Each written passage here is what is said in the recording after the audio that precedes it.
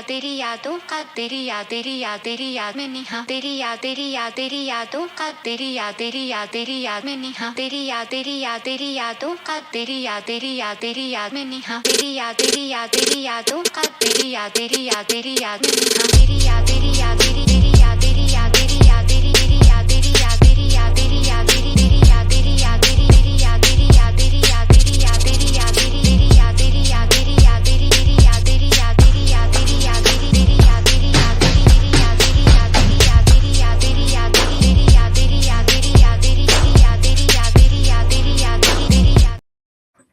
Oh shit! Hit him with the gun one more time. What's up, everybody? God damn it! Guess who's back? Still smelling dope with my clothes. If I knew, I would have been sitting in for the whole show. I would have wrote a more boogie friendly show this time around. I thought that we was gonna have Sterling here with us to balance out. Because I'm gonna be honest with you, I ain't been watching shit when it came to March Madness. Only thing I've been paying attention to is the broad strokes. Okay, so I ain't gonna be much help, people. All right, don't look to me for the answers. Look to Russ, like I always do. Hey, don't look to me for the answers. Look to God. Amen. I'm just nigga on the internet. You know what I'm talking about? Hey, shout out to those that's watching wherever you watch it. Oh shit! Shout out to 00 Tampa. You know what I'm saying? Watching on IG, and shout out to Rail. That's 2 weeks in a row you done got here on time. Yeah, Tevin. 00 Tevin. Yes, sir. Yeah, you doing with Tevin? Yeah, you know what I'm saying? Huh? He out there on the gramulating. You know what I'm saying? Probably cooking some fresh meals, listening to some dope beats. Okay, all right. Let me go ahead and get this rundown. Let me get this rundown for the people, since Boogie just openly just suggested that he's unprepared. But that's okay, because that's why you got me. Yeah. You know what I'm saying? So once again, welcome to the Hesi Podcast 19, the 19th illustrious episode, the 19th episode of this illustrious podcast, where we talk about sports in our own special way. Here's the rundown. So, you know what I'm talking about? We got some out of bounds. Let me give you something that someone did that's in sports that got them arrested. That's going to connect to some other, it's going to have some roots to go somewhere else. You know what I'm saying? We're going to go over the March Madness. Really, I'm just going to talk about the March Madness and see if Boogie got anything to say about it. And probably say fuck the Tar Heels a couple more times just for J Rail out there. We got the G League. We got the G League Ignite folding. We got the Raptors, Jontay Porter looking like he's shaving points. And we got some NFL news. Just talk about the new football league. Basically, going to talk about what are they doing to the motherfucking game. We're going to talk about all that. But first, let's go ahead and kick it off real quick. Boogie, I'm going to do my thing, what I always do to jump off the show. When I got it, I give it to him. This is what we call out of bounds. And that's when someone does something that's just out of bounds. And this week, what we got going on here is the drug mule for Diddy. So we got the drug and the gun mule for Diddy was ex-Syracuse basketball player Brendan Paul. So he got two first names. Now, when motherfucker got two first names, three words come to mind. Can't trust him. And you know what? Hey, you know what I'm talking about? Hey, so hey, we'll talk about that a little bit, real. So he says, let me go ahead and put this up here because I know he just wants everybody to know that he believes the ACC is the best conference. But so Brendan Paul alleged to be Sean Diddy Combs' drug mule. Basically, this young man who played basketball for the Syracuse Orange in the year 2020, in the year 2021 or 2019, he basically was the way that Diddy got his goodies. To getting them goodies. Man, this just hey, there's a lot going on with that one. But hey, man, looks like he might have done the race and won. They didn't catch him, did he? He got to the Cape, nah, bro. He still is at large, as they say. No Diddy, but he made it to the Cape, right? He out there somewhere. No, he made it to the Cape. Yeah, he won the race then. Yeah. All right, so for those who don't know. $1,000 in Cape Verde or wherever they got this man is 102 grand. 102 grand. Yeah, 102 grand, like 225 to be exact. But anyways, so and when Jay-Z get there, that's probably gonna be the livest island ever. Man, look. Some people say that's why Beyonce is getting more light skinned because she's gonna go into witness protection and she's gonna be single country. Like, look, man. The only thing I can say about this is I'm not afraid of bees. It's like, nah, like, dude, like, you went from on the court dishing dimes for Syracuse that over there smuggling dimes. And you know, for Diddy. And you know how Diddy had him doing it. I'm You know what? See, that didn't even cross my mind. But he probably was Diddy, man. We're not even in jail. Was in full effect, bro. The Freako was in full effect. He probably told Diddy, we're not even in jail. I don't even have to do this, Diddy. I like it that way. Dog. That's just the way I do things around here. Look, man, like this whole shit is like in between this and the Vince McMahon shit. It really just was like, yo, what the fuck is going on? Man. But hey, man. Did you the dark come to the light, man? That's what they say. We're gonna get back to sports in a second, but I'm gonna get this shit off. Did you see the picture of the nigga in the animal cage? And they was like, that's how they found meat. It was something when we went out there, dog, and he went on social media and just went out there on that big ass tangent, dog. It was always shit like that always seems out of place to me, and I'm like, okay, well, man, maybe he's just but now everything is coming into focus, bro. Like now okay, so we the same age, so this is I told this to my homies earlier. Now we know why the Boys in the Hood never blew up. Because that nigga said, y'all sell anything for profit. And he told Jody Breeze, we selling butt. And Big G wasn't with it. He said, hey, chain, but not that nigga. That's why, hey, man. Oh, shit. If you think about it, like all the people, like he got the dude dick. Was it Don Curry or was it Mark Curry?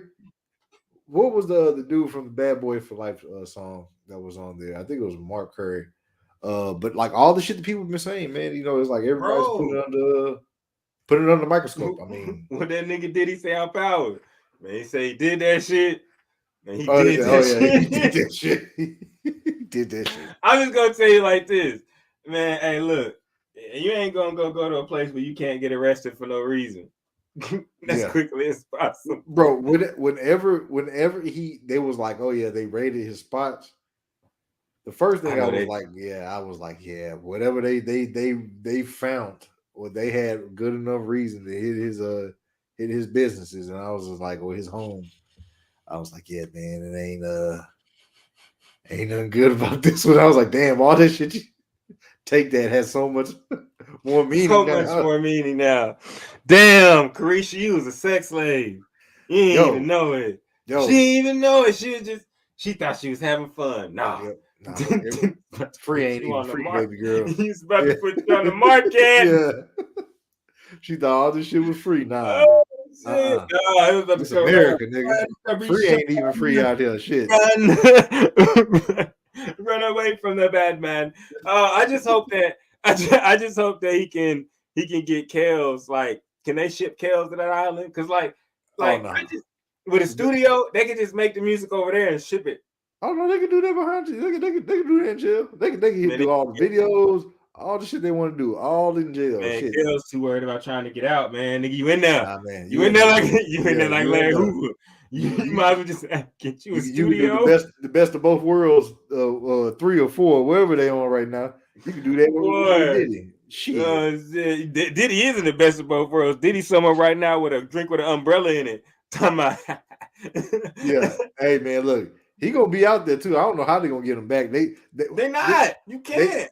They're gonna sit there. They're gonna have to be like, all right, man. We're gonna make cut a deal. And this is I don't know, man. But this nigga, hey, look, Diddy did the race, man, and he won. He ain't never, I don't think he ever gonna come back. Well, in honor of the new song like that, what did Weezy say on the original? He said, "You can catch me with my medals around my neck, autographing my 10 knees." Well, shit, didn't he sell? He sold his shit of Revolt, right? Hey, so I don't think they can. So shit, he got a little bit of money. He got an influx of some income coming in. So shit, he can live out there. He can live the rest of his days out there. That nigga Diddy said, you fucking with that boy that told us before Christmas. And I ain't talking about guns. Come here, Meek. All right, let's get to sports, man. All right, so we got the Sweet 16 coming up. Really, I just was gonna go as a whole. You know what I'm saying? Looking at the March Madness, looking at March Madness as a whole, looking at brackets as a whole, looking at how they were busted. Did you fill out a bracket? Hell no. See, damn, you supposed to be in the damn sweepstakes, even though I got kicked off of Twitter for a little bit, so I don't even know what I'm gonna do. What you got kicked off Twitter for?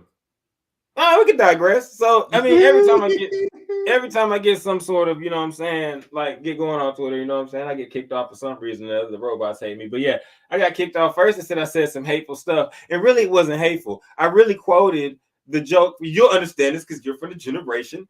I quoted the quote from the joke from the Steve Harvey show when him and what was her name, Yvette or whatever his name, his girlfriend, Cedric's girlfriend, when they won that big check and they was trying to make them donate it to United Negro Fund, and they was like, nah, we need it. We two Negroes, we united, and we need some funds. and so I had quoted that, and they said that was hate speech. And so I got them to take off the hate speech of that, and then they came back and said I'm misleading on who I am. And I was like, yo, if anybody's not misleading, it's this nigga. like whether you love it or you hate it, I'm me. You know what I'm saying? So it's not myself, then who am I supposed to be? You know what I'm saying? I think, you know what I'm saying, someone might be out there to get me, but hey, you know, whenever I get back on, I'm gonna find out who won. If they didn't win that way, they can reach me. But until that day, like Weezy said, I'm gonna be living like it is that day. So really quick running down with the rundown, J-Ro. We're gonna give a shout out to the ACC. The ACC did put on. We got North Carolina with the grown ass men. I'm not gonna back off of this because your team is as old as the Oklahoma City Thunder. Stop it.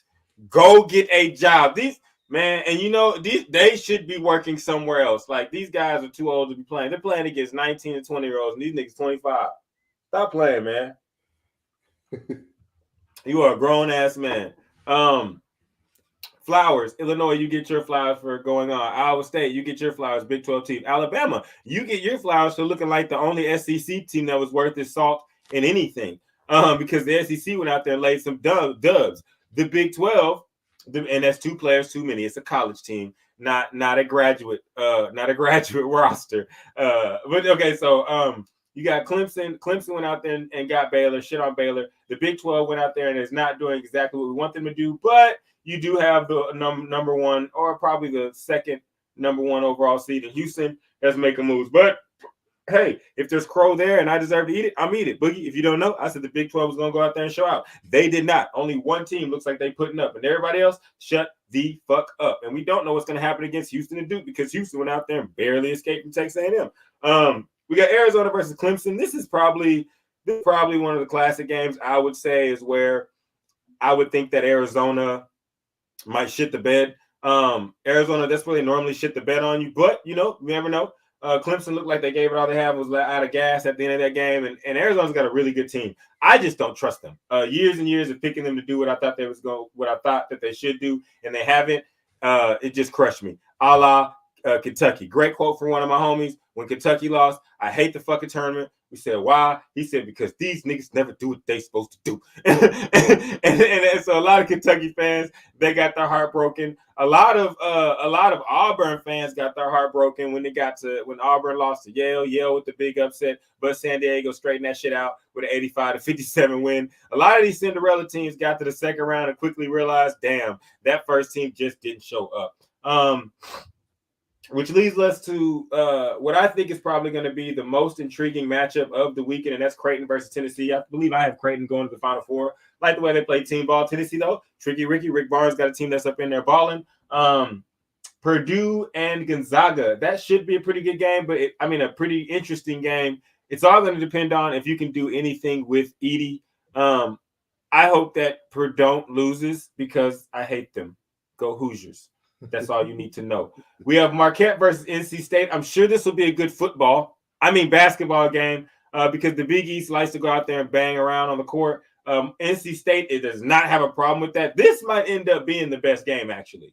Out of all the games, Marquette plays, very balanced basketball. And at any given time, either Kellick, I forget his name, number 23, or that center, I think it's Mahmoud. I believe that's his name. If it's wrong, my bad. With the center for Marquette, them three guys go pretty hard, and that team plays good. Oh, Nigga Jones. Marquette also has Nigga Jones. Now, if you don't know me, you must not know. I really don't give a fuck. But if your last name is Jones and you doing work, you Nigga Jones because you cause a problem for the opposition. And this man from Marquette's Chris or something, but we're not gonna call him by his first. This is Nigga Jones. Nigga Jones be hooping. So Marquette, watch out for that. But NC State has the little kid from the Clumps that was Hercules playing at center. So like that nigga, no, I'm not gonna lie. Hey, again, if you don't know, don't know. Next time you see next time you see NC State play, watch the camera pan to his family.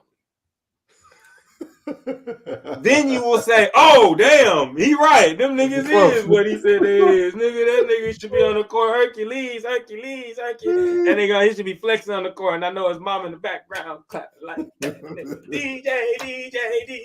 Nah, he called Big Man Cole. My favorite quote of his is when they asked him where he got his game from. He said, "I watched a lot of Akeem Olajuwon growing up, but I ended up being built like Zach Randolph. Kid got game. So we got the Clumps versus Marquette. I got Marquette taking it, but we're gonna see what that big boy about because they attack him like honeys on like bees on honey, flies on shit. You know what I'm saying? That was the analogy I was looking for. I had another one. I had another one. I don't know if that one was too appropriate. It had to do with P. Now I'm interested. What is it? I was gonna say like Carisha and P. Tied in with the Diddy shit. Like to that. get peed on. I'll allow it.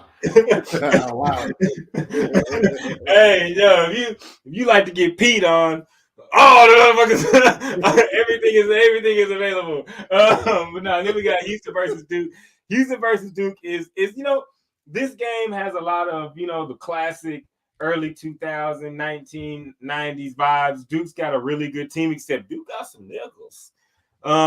If you watch Duke playing in the tournament, I was like, as a guy that likes Duke, you know what I'm saying, I pay more attention to my Hoosiers and the Kansas. I like them better straight up. But there's a little kid in me still likes Duke somewhat. But as I was watching them, I was like, where were y'all when I was growing up? You know what I'm saying? We had JJ and some bookkeepers. like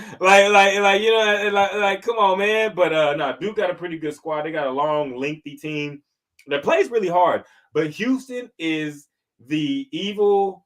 They're Thanos. They're the evil villain that won't die. They're the guy from Superman. Remember, they locked his ass in cosmic space and fucking shot him out to further cosmic space. And this nigga still found his worst enemy was dead and his planet was gone. So he found the next nigga, his son, to come attack and try to kill. He said, yo, your daddy, me and him had real beef. Yeah. And so you got real beef. I'm Superman. Yeah, nigga, we're super too. And we jump niggas. Like X-Men. Hey, Houston, is that not what happened against it? Hey, Texas A&M hit them with everything that a point barrage coming back from in. Houston got him and said, damn, nigga, you hit hard. That shit was fun. But we hit hard. Yeah. Nigga, out the tournament, you go, Houston is a monster. UConn is a monster. And so I still think we're on a collision course to see them two, but I do think these games coming up in the middle are gonna be pretty dope. Now, since Boogie don't really got shit to say about college, and y'all probably tired of hearing my ass ramble about this college shit, let's get on to the next topic, which is going to be the G League Ignite team is folding, and it cites the changing landscape in sports, including NIL deals, leading to its shutdown. Boogie, all right. So I just want to say, got to give credit where credit is due. I don't know how long these people have been listening to you two guys cover sports, in this space. We were a different name then. Now we're a different name now. But give credit where credit is due, because one of the first shows that we ever did, we covered the NIL deal and these, the long-term effects it might have. And Russell Sterling said that one of the casualties might be the developmental leagues, because it attacks the basically the audience, or not the talent pool that would often not choose this particular route. I mean, how can you compete? I just really have to say, just before I even get into it, just hats off to you guys, because whether you listen to us for years or a couple months, but we're always right. in some degree, we're usually right. It might be, a couple years down the line, but we're typically right. Who said? Side note to digress. You are the perfect witness. What did I not sit there and say? Baker Mayfield need to go to Tampa Bay. I said that shit like 2 years ago. Yeah. So you said this like whenever the because we both went out on a limb and was thinking that he was going to be the guy in Carolina, and then you was like, no, he needs to go. I think once that's done, he's like, I think he needs to stay in the division, go to Tampa Bay because Brady's retiring. They already have a capable offense built in there with the defense. I was like, and I really didn't believe in him then, but nobody did. Nobody did. Nobody did, but I believed in the Baker. Tampa Baker, man. He became Tampa Baker. Tampa fucking Baker. But as far as the G League stuff, we're seeing sports, the not just the college level, but now we're seeing the developmental league be affected by the NIL deals, and it's going to change, sports as long as it's around. I mean, I ain't mad at it because we got NCAA back, So to me, we lose Nick Saban, we get NCAA. I'll make that trade. I'll say this because you're exactly right, and shout out to the Flowers. You know what I'm saying? I'll take them. You know what I'm saying? I'll take all the flowers except the one from the bouquet when the bride throw it back. That ain't for me. We gotta get the bitches run. What you call it, or the shawl thingy, but leg thing or whatever. Should burn the bouquet. Anyways, I shouldn't say that. I'm going to a wedding soon. But no, my take on it is it was bound to happen. We've been using colloquialisms, since we started the show. So here's another one. Money talks, bullshit walks. You know what I'm saying? And the money's talking louder than ever. There are more collegiate athletes than there are pro athletes. So there's more of a willingness to go get the money, and there's more opportunities for people to offer money to certain athletes. There's companies in the middle of college towns in the USA that you've never heard of that are offering kids money to do things. I think it's a great thing. I think the Ignite team is it's a martyr, if you will. It started as a way for kids young adults to be able to pursue their dreams without going through the red tape or the rigmarole of the college process. And it also, that was one small aspect, and I'll get to that in a second. And the second thing, which would apply to this, it was they were feeling the need to pay players, and now that everybody can get paid, pause where necessary, facts. But now that they need to pay, now, damn it, damn you Cam and damn you Mace. But actually, hey Boogie, as you know, back in like 2008 or 9, this shit was like this back in there. But nigga was to walk by and hear what you were saying, what the hell would he think? You're gay, nigga. Like, that's why this shit doesn't bother me, man. Like, this shit bothers some people. I was like, nah, bro, this is just not really. It's more funny. It's more funny to me because we finding out that a lot of these dudes is gay, like Diddy, possibly me. Okay. Look, even with the Diddy stuff, we kind of we're our age group. We're not. It always comes back to Diddy. Yeah, we're not surprised.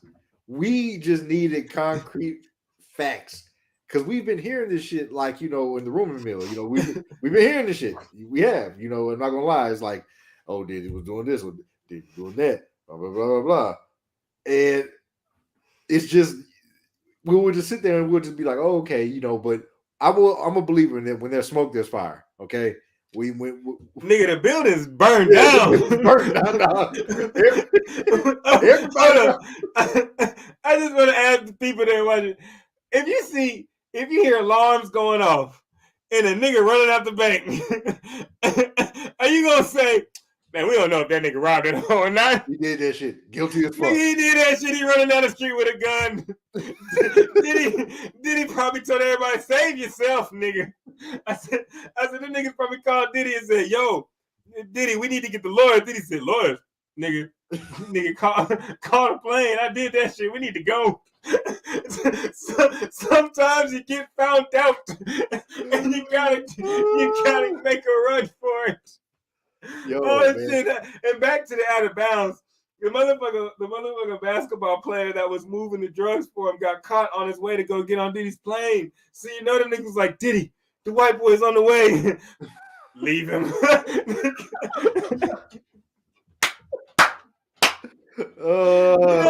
You know that nigga Diddy be screaming all crazy. I will not have my escape plan ruined by a slew-footed basketball player from Syracuse. But nah, oh shit. Let me get damn. See, anytime you bring up the name Diddy, I'm gonna go on a tangent because that shit is wild. But nah, okay. So back to the G League, the first point. So they wanted to feel a need. They wanted to feel a need to pay the players, and they did that.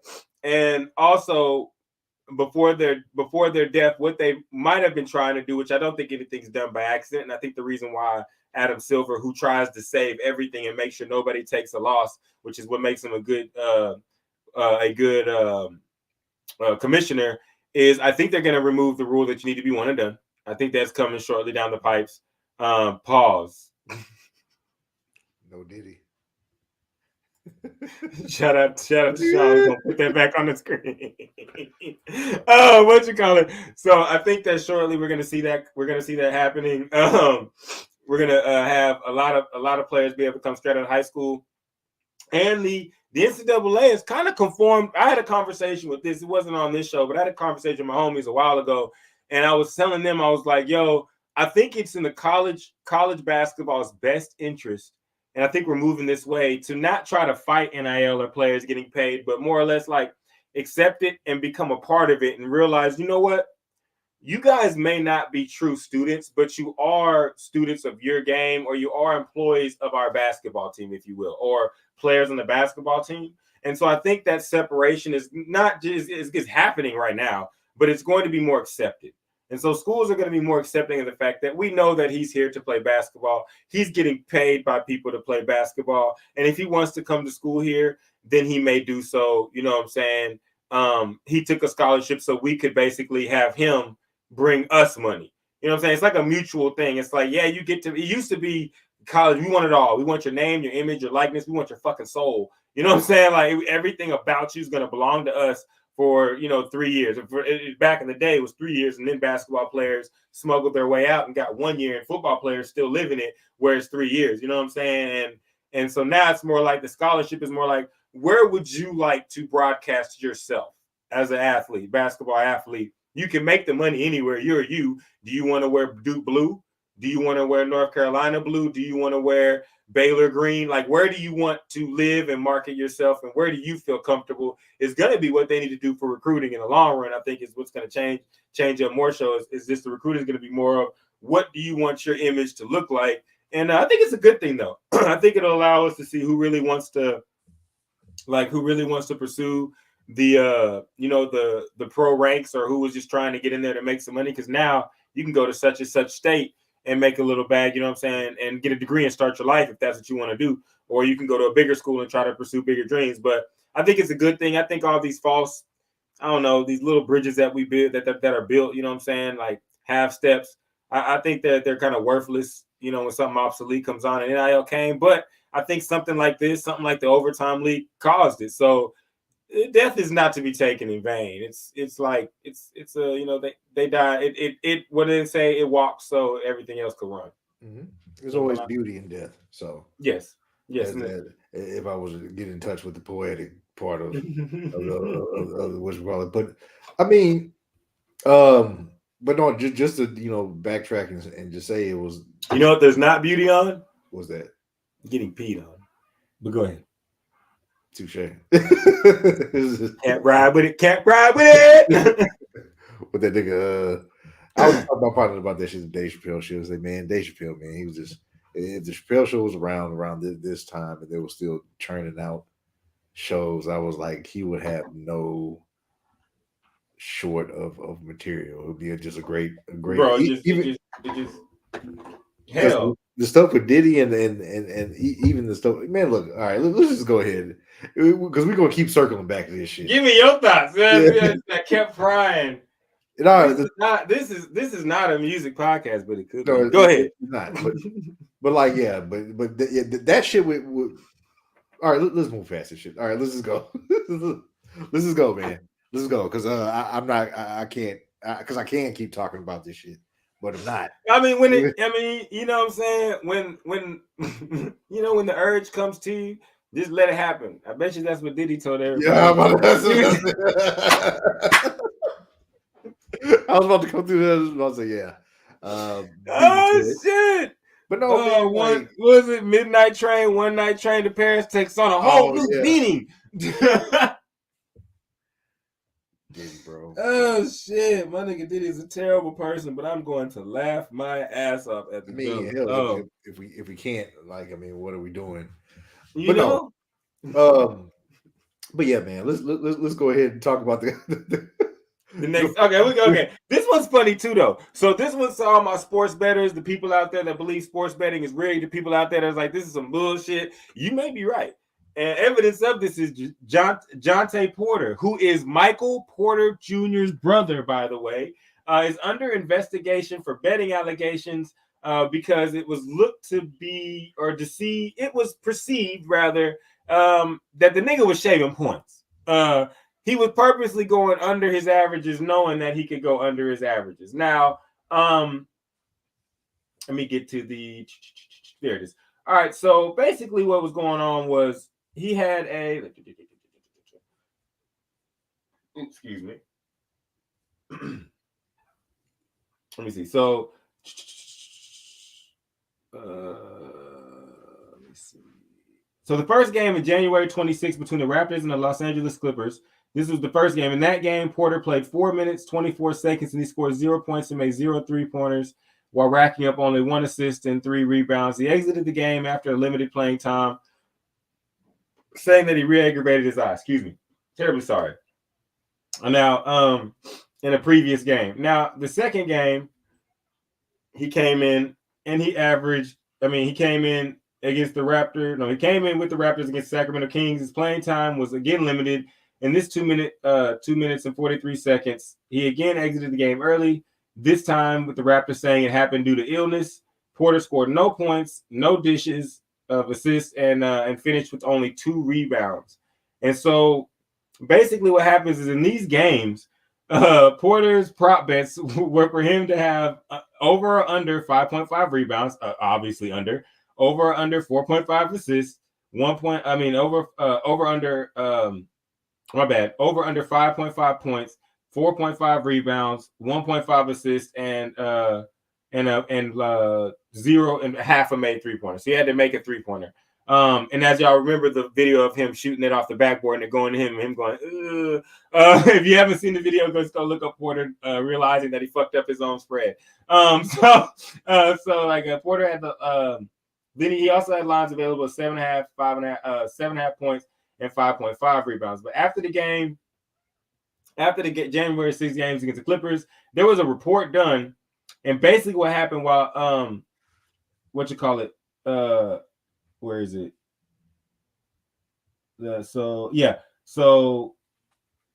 people were betting like limited $1,000, $2,000. Basically, to boil it down to this, the whole fucking betting community was betting on him to get the under and getting it right. He was like the hottest bet in sports, and there's no way that this fucking happens. You know what I'm saying? Like there's not really a way that this really happens. There's evidence of him shooting a jump shot, it going in he just flings up a crazy ass shot. And it goes off the backboard and goes in, and he looks like, damn, like, you know what I'm saying? So, like, and then they did during the report, it showed all the betting from major sports bettors had skewed towards him. And so basically, your boy got caught cheating. Boogie, what you thinking about it, and what you think it means for sports gambling? All right, so look, man, we already kind of figured that shit was going to be heading around this way whenever you had players available, able to bet on games. And temptation, it gets us off. Like, we're all nothing but people of the flesh and bone, man. Like, we're gonna get tempted. I'm not saying he's right. I'm not making no excuses about this shit. Like, they tried it, he got caught. But look, like, this is nothing new. Like, since Pete Rose has got caught for doing what he did, and I'm just gonna say this. He's the only one that got caught. Like, I believe there's what I was gonna say. You brought up a baseball player, but I was like Shohei. Yeah, Shohei is some deep water, but and look, however you fall on that sword, whether you think is he did it or his interpreter did it. Look, niggas got money and niggas got vices. Like they gonna gamble, they gonna gamble. I mean, you're 100. Like Jontay Porter's one thing, you know what I'm saying, but like. You want to talk about niggas got vices and gonna gamble. This man's interpreter, supposedly, we'll find out for sure, was literally like Shohei was like, what's the money for? And he would just go, charity. And then tell the people in English, he down. And they sign that shit up. Like, he's the interpreter. So like he was like they making him out to be a shady individual. And he's saying he was, but you know what I'm saying? Well, who knows? We'll find out when we find out, but it's hard to get $4 million out your partner's bank account. Okay. That's a tough task. That's a tough task, buddy. But look, I think that, because I mean, the purity of the game is like, I don't even think people so much really cares so much about the game is more of the their prop bets and their their parlays, and and I think that's kind of just what it is. If it wouldn't even be an issue, bro. Like if niggas wasn't losing money on it, like that's I think U.S. sports betting is like it's amazing to me because it's giving me so much shit to laugh at and look at. But like I was joking when I'm home and I said they done turn sports gambling into the lottery. You know what I'm saying? So like and all the people are like, oh, it's rigged, and it's like these people have these stats and all these algorithms to tell them exactly what the game should turn out like by the mathematics. On top of this, they get all the inside information. So the betting, even when it was illegal and we were using shit from overseas, the same shit been happening for years. It's just funny now because everybody's getting to do it. And what really has happened is the sense that it's legalized is you're gonna, and especially in this first wave, you're gonna have people that are gonna try to jank the system. Like that's exactly what they're gonna try to do is be like, yo, I think I can make a little bit more money off this. You know what I'm saying? Let me get my homie to log in. Let me get my homie to log in, and let me get my homie to put the bets in, or let me get my cousin to put the bets in, or let me get a stranger that I don't know to put the bets in. And that's like the series. It was with the St. John's game. We where they fixed it. Yeah, like this has been. There's money on the line, and there's people are going to go ahead and find ways to put that favorably in there. They're going to create their own luck. They're going to cheat. Yeah. They're going to bet, cheat, do whatever they fucking can. Like, the money is the money. Thank you for the world. The money means everything because everything means the money means everything because everybody believes in the money, believes everything. If that didn't make sense to you, then fuck it. Rewind that shit and listen to it again. Damn it. Money matters more than any fucking thing ever in the world to a lot of people, and they will do anything to get it. And if you tell a guy who's had an MCL, the man, this is the cat Porter. The man has had a torn MCL, a torn ACL, then he retore his ACL while fixing his MCL or some shit like that. Yeah. If someone told him, hey man, and his prop bets are low, by the way. Hey guy, if you go out there and get some cardio, my nigga, we can win like $200,000. I don't care if you play every night and you don't do shit. You know what I'm saying? And the better people are like, all right, we got you marked down for 0.5 threes. That's why I went off the backboard. That nigga was like, come on, man. Like, you know what I'm saying? Like that, like, come on, man. Like, honestly, if your props are okay, here's what I'll say. One, they probably need to do away with prop bets. But if your prop bets are that fucking low, then come on, my nigga. You don't mean that much to the outcome of the game. 2 minutes and 43 seconds. 2 minutes and 43 seconds, bro. I'm just saying. I'm just saying. I don't think that you should fix games, but come on, bro. This nigga ain't have shit to do with it. And here to also note is that it seems that he's trying to set himself up for a career outside of or after basketball ends because he doesn't seem like a guy that's probably going to be in the league for 15. Yeah, he's gonna be out a little bit. So it seems like he's kind of setting himself up for a career, maybe like in finances or financial advice, because he does give a lot of stock tips as well. In order, in addition to the bet tips from his social media account, where they kind of zeroed in and was like, this is his account. But he's been doing that, I think, since he created it.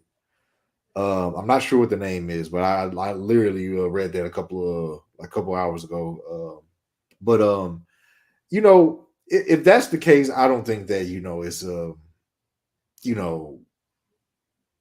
he still was fixing games, but it's just like I think that the league needs to go ahead and kind of look at this and be like, okay, this is not going to be an isolated incident. We can see that this has happened in in the other professional leagues as well. So I think they just need to go ahead and find a way to kind of incorporate it or make it to where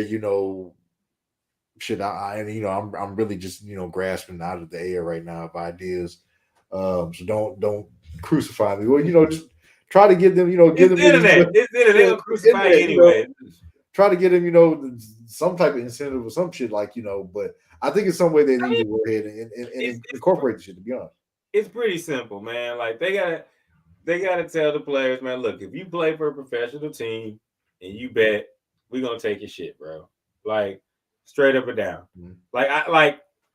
If you play for a professional team, like if you play professional basketball, you can't bet on basketball. If you play professional baseball, you can't bet on baseball. If you play professional whatever, you can't bet on the sport you play. Like you just that has to be a rule that they put in place, because you can't sit there and like you can't do anything. Like I can make all the jokes I want on the side, but the money that sports betting is bringing in is going to stay. It's going to stay. Yeah. But on top of that, like offense has to go ahead. But what about like them using like proxy accounts and shit like that? Or I mean, what's the at a certain point you can only do so much. You know what I'm saying? And let's be honest, like when I look at these things, I try to look at most of the information that I have to me. And these situations, while funny, are rare when a guy is betting on himself to shit the bed. You know what I'm saying? Like and fucking up doing so. Like, so you know what I'm saying? Like, so it lets you know that like even though he's trying to throw a three off the backboard, he made that bitch. So something about sports is like, nigga, you not finna fuck this up. You know what I'm saying? Like, I guess nothing is not going to be 100%. But like most of the bets we see are guys betting on themselves. So I personally don't have a problem with it, but it can cause issues with teams because if a dude bets on himself to score 30, you fucking believe he putting them hoes up that night. You know what I'm saying? So you can't have that. You also can't have guys dribbling it off their foot on purpose. You know what I'm saying? Trying to shave points or do whatever like that. So I think it just needs to be if you play professional sports, then you do not get to bet on sports. And if we find out that you do, then you will be exited from said sport. And there's only one rule, player. Don't get caught. And so if you get caught, that's your own fault. So and like I wouldn't have a problem with that because no matter what you do, no matter what business entity, wherever you at, someone gonna cheat to try to win. And that's the one rule. Because if you don't get caught, then shit, nobody know unless you talk too much and then you get caught. So that's the only thing about that. I don't think there's really much they can do except for tell professionals, like if we catch you betting on your sport, like bro, like yeah, we're going to excommunicate you from the sport that you play. Now you have to go make money another way. And I think that would take care of it. Like point blank, no matter what it is, we found out that you were the one betting. Like you can go to court and do everything you want, but if you find out that you were the one betting, you were the one doing it, like you were the one sourcing it, Shohei, like we're gonna take you up out this bitch. Nah, I'm not. Back now that I've covered that part, I know we don't talk about baseball a whole lot, but you got me fucked up if you think I believe that someone's taking $4 million out of my account and I don't know what the fuck for at all. Even if you tell me I don't speak the language, $4 million is $4 million, whether it's yen, whether it's rubles, whether it's euros, no matter what you break it down in and make it all whatever, it's still fucking $4 million. Whether it's 10 million fucking 5,000 Fifi. I don't even know what currency Fifi is, but shit, it equals 4 million. And I don't know how you could take 4 million out of someone's account unless there's something that says like, what's that shit, power of attorney or whatever. Someone says like, oh, I give them the right to do whatever they want in my account. But by the way they saying it is like he duped Shohei. Shohei, you either got to be the dumbest motherfucker on the face of the planet Earth to see all this money getting liquidated out your motherfucking account and not know what the fuck was going on, or the interpreter was the most crafty son of a bitch we have ever seen. And I'm not gonna lie, I saw the interpreter. He did not look like the most crafty son of a bitch that I've ever seen in my life. He looked like a guy that said, "Oh shit, Shohei, we got caught." And Shohei looked at him and said, "Who are you?" I've never seen you before in my life, bro. What are you doing? What the fuck are you? You stole money from me. Oh my God, I got got. Like, nah, man. And he may get away with it. He may be good, but nah, something about this tells me people always look. You don't want to think the bad about it. People do bad, nigga. like that's the reason why we think he did that shit, because most of the time when someone say he did that shit, you did that shit. Like, damn. But no, man. But as far as the Shohei shit goes, that is to me. I'm sorry, bro. That's like you said. It's a lot of money, bro. It's a lot of fucking money just to get up and walk away. A lot. So it makes me question everything now. It's like, did that nigga really be like, oh yeah, this is too much money. Take some of it back. like really, like, nah, because like, what are you sitting up in the crib, right? Like everybody has a bank account, everybody checks it. And I imagine if you have millions and millions of dollars and you care about your fucking funds, you check all them accounts. Russ, you looking at all. There is not an amount of money where I would be like, oh, niggas trip over $5. Nigga, if I have $459 million and 2 of that shit goes missing, I'm gonna know that 9 dropped to a 7. Okay, I'm gonna know that. But peep this, and what we know about sports betting is that these guys don't make small bets. Like, we talk about putting parlays down for $20, $100, making $100, $200. But no, these guys are making bets for like 5Gs, 10Gs, 20Gs. If you look at Des Bryant on Twitter, this man will show you they're making big bets, getting big returns from their bets. And so if I'm Shohei, you look at your bank account, you see minus 500,000.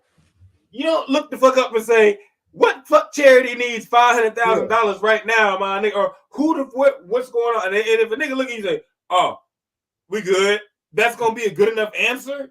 No. Like, that's gonna be. Now, what happened was that nigga looked up one night and said, what's this 500,000? He said, don't worry about it. The next day, looked up and they said 1 million because the nigga won the bet. And he probably said, if I don't know where it's coming from, they can't get me. I'm just saying, man. This is how my crime drama brain starts working. Who knows, dog? Like you got that Vanderbilt guy that came out and alleged that he was approached by an organized crime group about fixing games. Like, it's money out there, dog. Maybe that money was really owed to some important people, dangerous people, bro, who is part of a criminal organization. Diddy. Diddy. You want to say Diddy, but you don't want to say. I say it. I say it. I don't have suicidal thoughts or nothing like that. They don't come through my window and come get me. I'm gonna tell a couple jokes before I go, motherfucker. And I'm gonna get these hoes off. They gonna come in. Stop talking about Diddy or what? That nigga gonna fuck me there? No. Like nah, but for real, man. I think as long like people don't want to have full-time reps, this is what you get. When people don't get what, even if a person doesn't deserve it, because crime is not right. But the nigga that don't believe he getting paid enough goes robs banks. The nigga that don't think he getting enough from life goes and robs the supermarket. You know what I'm saying? No matter if it's right or wrong, that's what happens. And so you got a lot of people, and the number is never enough. And for those of y'all who say, but they're making millions, stop, please. Shut the fuck up about telling me that these people have a lot of money or these people are good and set. That doesn't fucking matter to someone that's trying to get to the ultimate tippy top. You got 100,000, now you want 100 million. You get 100 million, now you want $1 billion. There's no end in sight to this, and some people will do anything for it, whether it be fix games or bend over while a guy screams, take that, while listening to Biggie Smalls say, grab your dick if you love hip hop. You know, it brings you back to that one bar that Biggie was like, That's why Tupac said, you can't ride with me, nigga. Then the nigga say he wanted to ride with Pac. I wanted to ride with Pac on the IC. Pac, let me get in the whip with you. No. But no, man, it just puts everything under the microscope, man. But no, let's move on, man. Oh my God. Let's move on. Like, speaking of new eras, new beginnings. No, this is like 30 years of hip hop, my nigga. My nigga sat in that hot tub and said, let me tell your friends to talk to my friends and we could be friends and chill on the weekend. And he was talking about niggas. he was talking about niggas. But look, like, man. You a nigga that dance like that couldn't be straight, nigga. And then you know what's funny is that I have a friend. Now what he wanted to be in every episode. We have a friend. He's always want attention. That just fucking dog. This dude just idolized this dude, dog. And I never asked him how did he feel about this whole news. I'm about to go and make fun of him because he used to like idolize Diddy. Like, I think I know what you're talking about. Oh, you know exactly what I'm talking about. I know what you're talking about. Yeah. You know exactly what I'm talking about. Him. Oh, yeah, I know. Hey, ooh.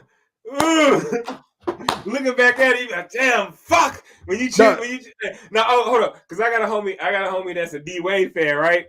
And so every day he looks, he's like, damn, I just gotta think about the good times. Yo, so check it out. Hey, you heard one of them homes?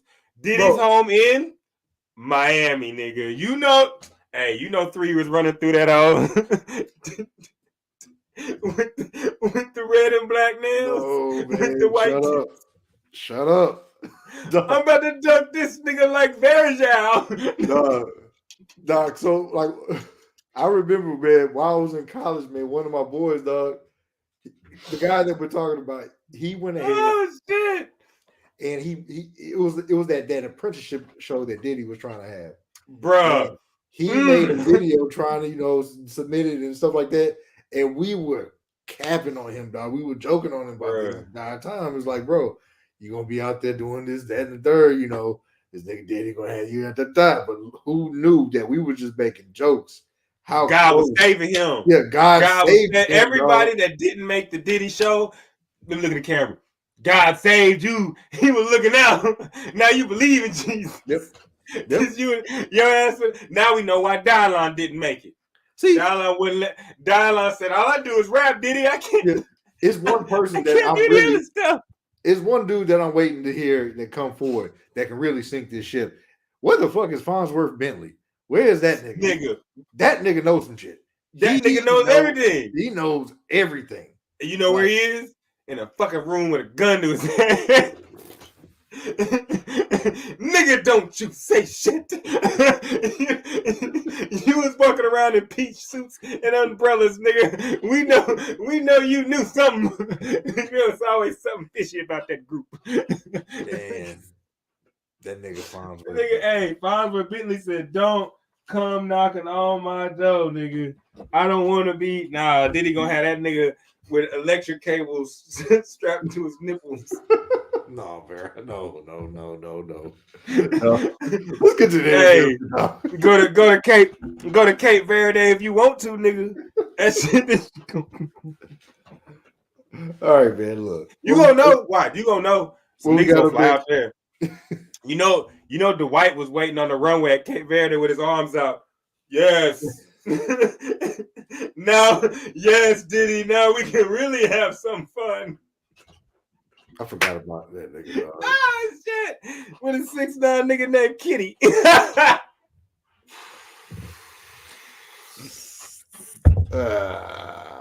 Oh shit! There's too much here. Your favorite rapper is gay. Oh, your favorite producer is gay. But that nigga say on Blue Streak, all I can tell you is this, sir. It's gay.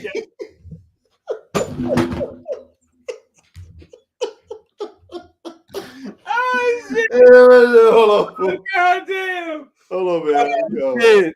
We almost fell out of his chair. Shit! Oh my Hey, goodness, man. Look. All right. Hey, that's got to be a rude awakening, bro. God damn. Think of all these people that was, damn, nearly missed a bullet on that one. Know who we haven't heard from? Usher. Because that nigga probably on a boat with an oar. I'm coming, Puff.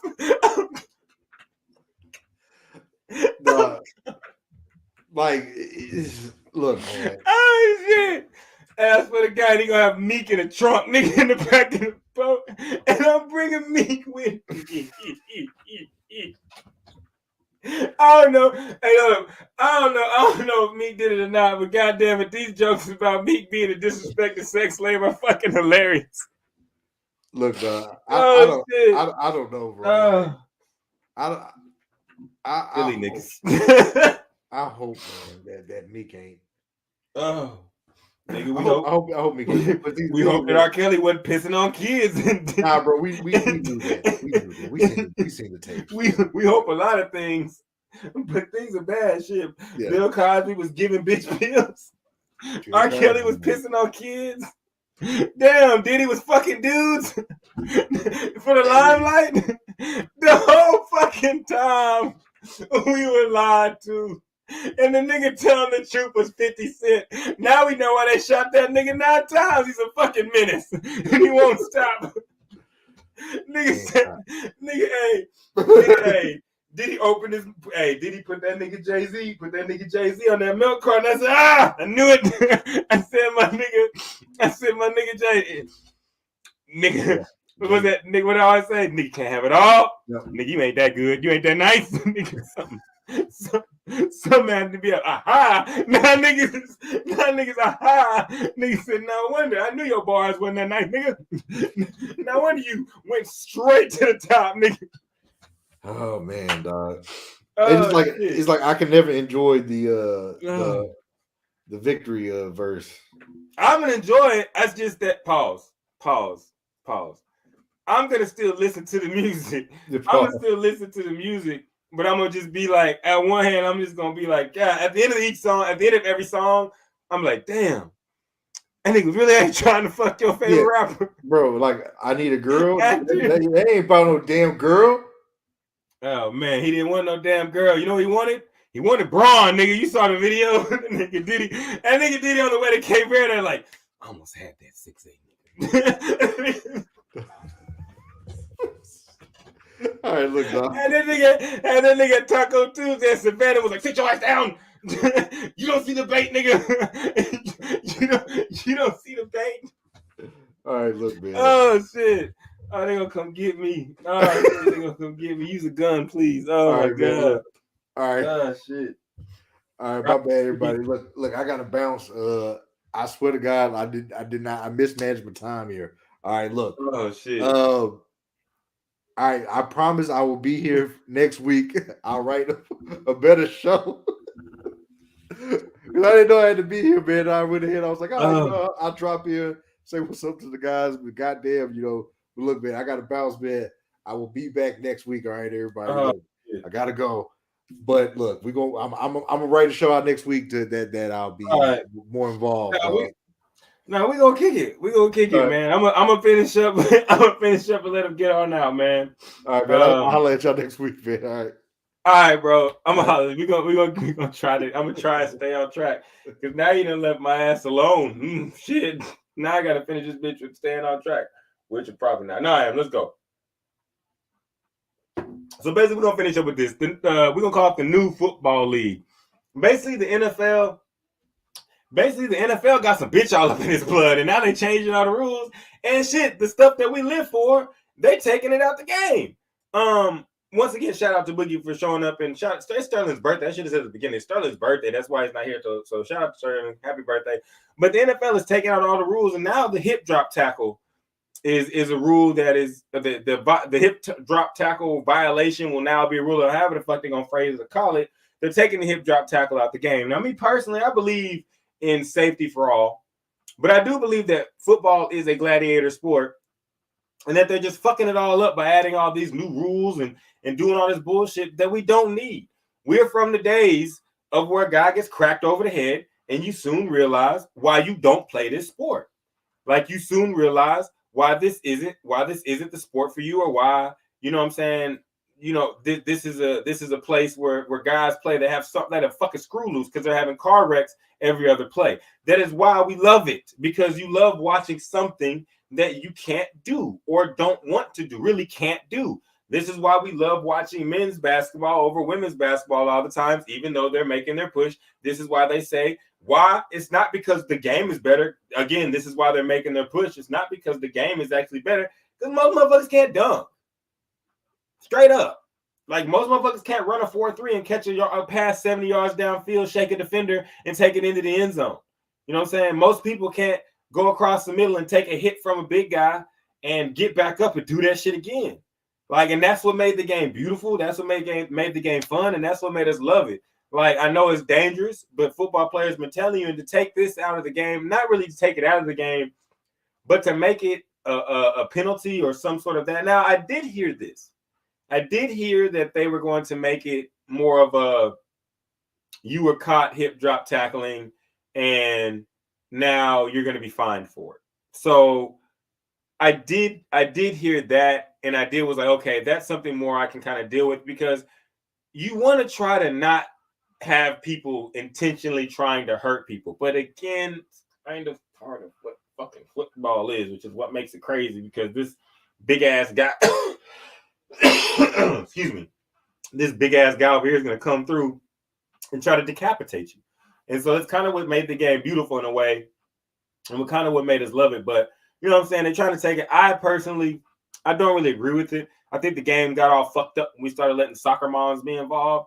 Like, little Timmy is not meant to play football because little Timmy is built like a fucking twig. I was little Timmy. I wasn't built to play football, so I didn't get my ass out there. You're not built to play it, don't play it. You're going to get broke out there, then you're going to get broke out there, and you shouldn't be out there with the real motherfucking dominant forces on the football field. These 100, 200 plus pound fast motherfuckers that like to have car collisions with each other. Like, there's a line that should be drawn. And so now I kind of agree with the kickoff rule moving into the next part. I kind of agree with the kickoff rule, because I kind of think, like, you know, we don't have to eliminate kickoffs, but you can eliminate guys starting off 40 yards or 30 yards from each other and running full fucking speed contact into each other. You know what I'm saying? Like, and you can eliminate that, and the game can still be enjoyable. So I am with the changing of the rule to make it to where, you know what I'm saying, they're set up a certain amount apart from each other. You gotta wait till you have contact, and it basically creates a big ass run play. So, like, that's cool in a sense. Now, I don't like the fact that you have to report your onside kick. I think that's fucking stupid. I don't know why they just can't say, hey, kicker, you play football, you're eligible for the onside kick. So if a kicker wants to kick it,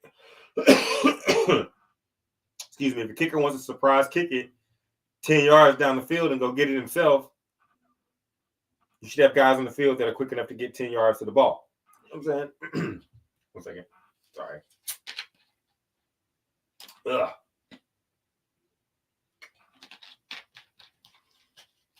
Yeah, life's elixir. Whether they support me or not, Dr. Pepper's the shit. But yeah, so I'm kind of for it, because catching the ball at the 25, getting the ball at the 25, fair catching everywhere, that shit was kind of gay. I'm not gonna lie, or it wasn't cool. Sorry, don't kill me, sue me, whatever. Fuck, you know what I'm saying? It wasn't cool. It cut out a lot of plays, and now there's gonna be a lot more plays added.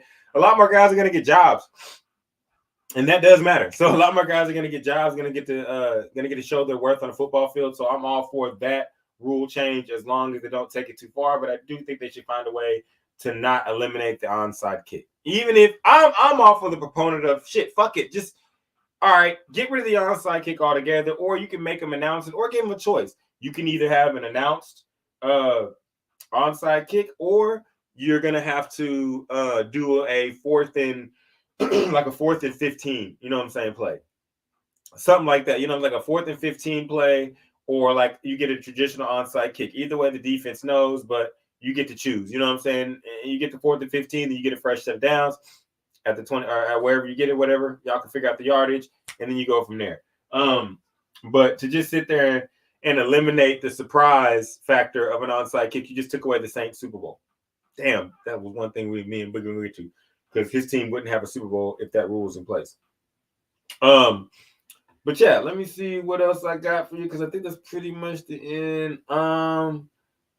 So, all right, we're gonna finish it up like this. The draft class of the upcoming draft class for the NFL, the QBs, are they overhyped? Yes or no? Put that shit in the comments. Let me know what you think. Are they overhyped? Is Caleb overhyped? Is Penix overhyped? Is May overhyped? Are all these guys just going to be a sack of shit and he's going to bum out? But I want to say one other thing before I close out. And I want to make sure that I say this, you know what I'm saying, before Friday hits. And I hope that when Friday comes, you know, something, you know, really good happens and the mission is finished. And I want to be very, very serious when I say this.